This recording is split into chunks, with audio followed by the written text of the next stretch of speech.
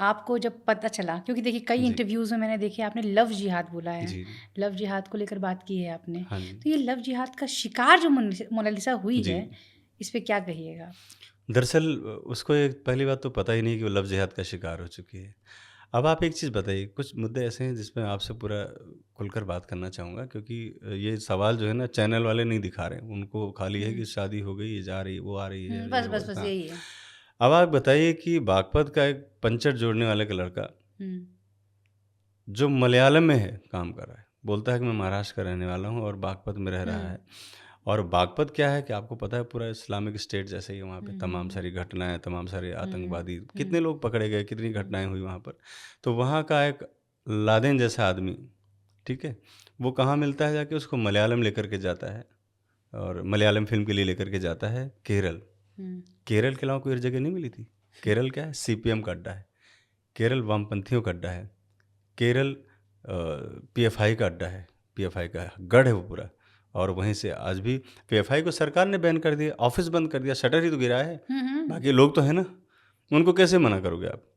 PFI को ये भी कैसे सुनने में आया कि हुँ, वो जो फरमान है जो है, हुँ। जो उसका पति है जी, मोनालिसा जी, का, जी। वो भी पीएफआई से जुड़ा हुआ है। इसके बारे में आपने मतलब मैं ज़िक्र किया मैं है। मैं आप वहीं पे आ रहा हूँ मैं।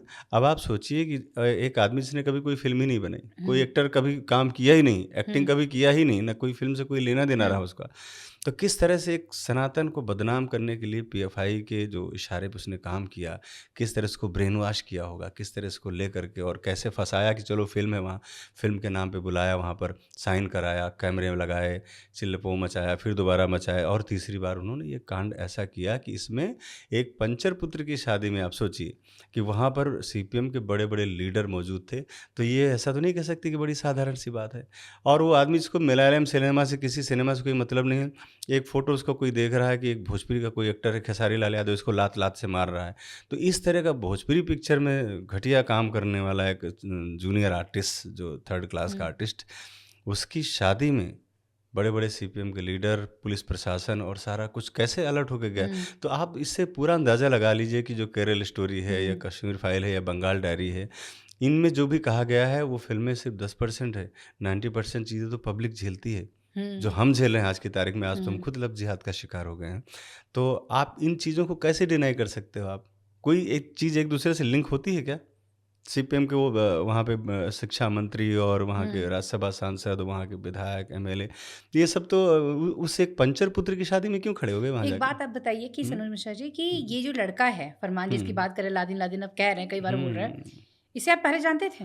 कभी नहीं अब जानना भी नहीं चाहूँगा, ऐसे रहे तो मैं थूक दूँ उसके मुँह पर ऐसे लोग नहीं। ऐसी-ऐसी बातें कह रहे हुँ, हैं कि वो जो है वो लड़का वो हुँ। टीचर था मोनालिसा का, नहीं, नहीं वो उसको कभी पढ़ाता कभी था, टीचर नहीं सिखाता था था। और कभी मिला वो खाली जब शूटिंग के लिए बुलाता था तभी मिलता था। बाकी दोनों की बातचीत सोशल मीडिया पे सिर्फ़ होती थी। ये उनकी आपस की बातचीत थी, इसमें आपका कोई नहीं मतलब मेरा था कोई ही मैं नहीं। मुझे तो परसों ही पता चला ये आप सारी जानते चीज़ें। भी नहीं है नहीं मैं फरमान कभी को। नहीं जानता उसको, बिल्कुल भी। मतलब ये तो आपके पीछे खेल हुआ है फिर। हाँ, ये पूरा खेल अच्छा उन लोगों ने क्या किया कि बंजारा समुदाय को मेरे खिलाफ भड़काया हुँ, कि कोई भी बातचीत हो जो हमारे हुँ, सिनेमा से रिलेटेड वो सनोज मिश्रा तक ना जाने पाए।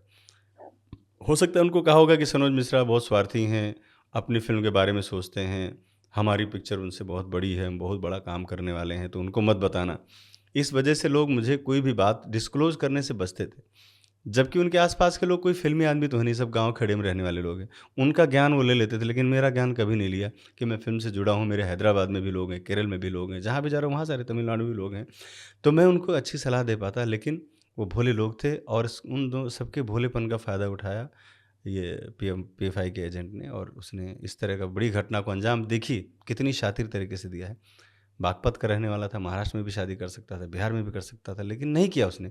कहाँ लेके गया? सीपीएम के इलाके में, जहाँ पर अगर कोई पुलिस कार्रवाई भी होती है, तो वहाँ की सरकार रोक ले, उनके अगेंस्ट में आ जाए। मतलब उसको वहाँ से अगर कोई मामला कुछ बनता भी है लाने ले जाने का पुलिस में, जैसे मैं अभी पुलिस एक्शन लेने वाला हूँ, तो भी वहाँ पे उसके लिए वो सेफ जगह है, ऐसी जगह लेकर के गया है वो आदमी। तो आप कैसे कह सकते हैं कि पीएफआई से उसका कोई लेना-देना नहीं है?